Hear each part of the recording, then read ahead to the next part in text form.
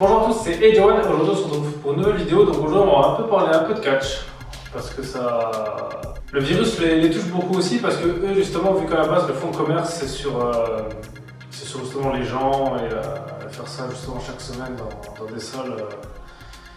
avec énormément de personnes, notamment dans leur plus gros show là, qui a eu lieu il y a pas longtemps, les WrestleMania, qui arrivent à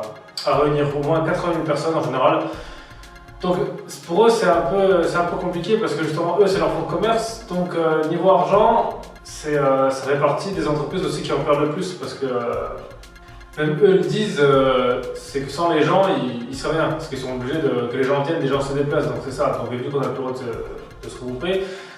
Donc eux déjà ce qui a eu le premier événement c'est que WrestleMania 36, donc qui est un peu leur gros show annuel, s'est déroulé à huis clos et en plus sur 2 jours. Donc ça aussi c'était quelque chose d'un peu exceptionnel parce que déjà c'est la première fois que ça se déroule sur 2 jours et puis heureusement en fait qu'ils ont une salle et ça s'est déroulé dans leur salle à eux parce que c'est une salle privée à eux et heureusement qu'ils ont ça parce que sinon ça aurait été un peu plus compliqué de pouvoir l'organiser. Donc voilà, donc c'était donc pour eux je pense que ça doit être assez spécial par exemple pour tous les catcheurs qui justement chaque année à mon avis c'est un peu ce qu'ils attendent parce que c'est la plus grande salle en général qu'ils ont par an, il y a énormément de monde et là de faire ça à huis clos ça doit être un peu bizarre pour eux parce que justement eux ça doit leur rappeler un peu leur début où il n'y avait pas beaucoup, là il y avait quasiment personne, ouais, donc voilà. Donc pour eux je pense que ça va être un peu spécial parce qu'on va dire toute l'année leur but c'est d'aller là et quand ils voient que finalement à cause de ça ils ne peuvent pas, je pense pour eux ça va être un peu compliqué. En parlant de ça aussi il y a la chaîne L'équipe qui avait justement la semaine dernière rediffusé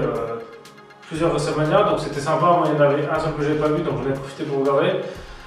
Donc ce qui est bien c'est que moi voilà ça fait un petit moment que je n'avais pas suivi donc bon pour ceux qui suivent vous êtes au courant mais pour ceux ça fait un petit moment qui ont plus suivi, qui regardent plus trop. Ce qui est bien c'est que déjà ce qui sont revenus c'est tout ce qui est feu d'artifice parce qu'à un moment ils avaient stoppé pour raisons financières.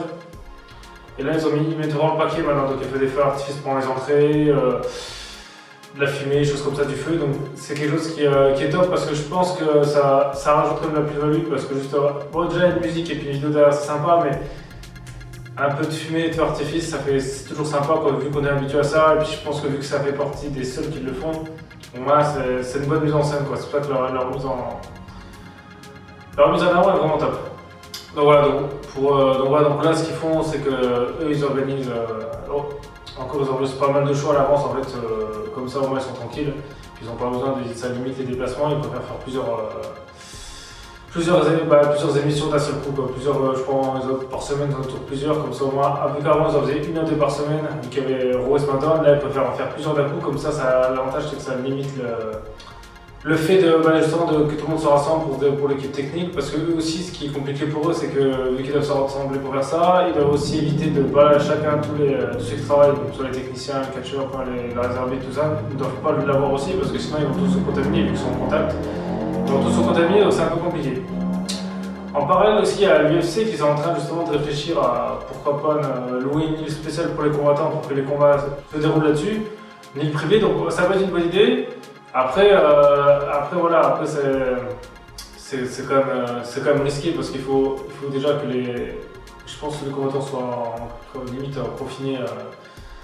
qu'il y ait encore de personnes avant les combats parce qu'ils peuvent se contaminer entre eux. Et ensuite ça montre aussi le fait de faire ça, c'est que s'ils font ça, c'est qu'à mon avis ils ont besoin de faire ça pour continuer à mon avis à vivre. Je pense que c'est une question d'argent parce que quand on regarde les autres sports, ouais, bon, le foot, huis clos ils le font pas. Le sport automobile ils le font pas, le Tour de France ils le font pas. Donc je pense que c'est à mon avis c'est qu'ils ont besoin d'argent s'ils sont prêts à faire ça parce que sinon ils ne prendraient pas le risque de devoir